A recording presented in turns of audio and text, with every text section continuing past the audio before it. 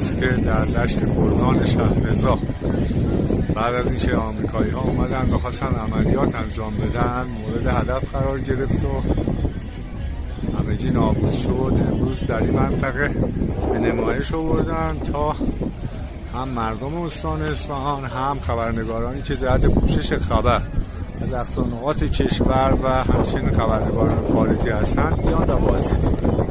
اینجا هم منطقه دشت فرزان شهرضا هست.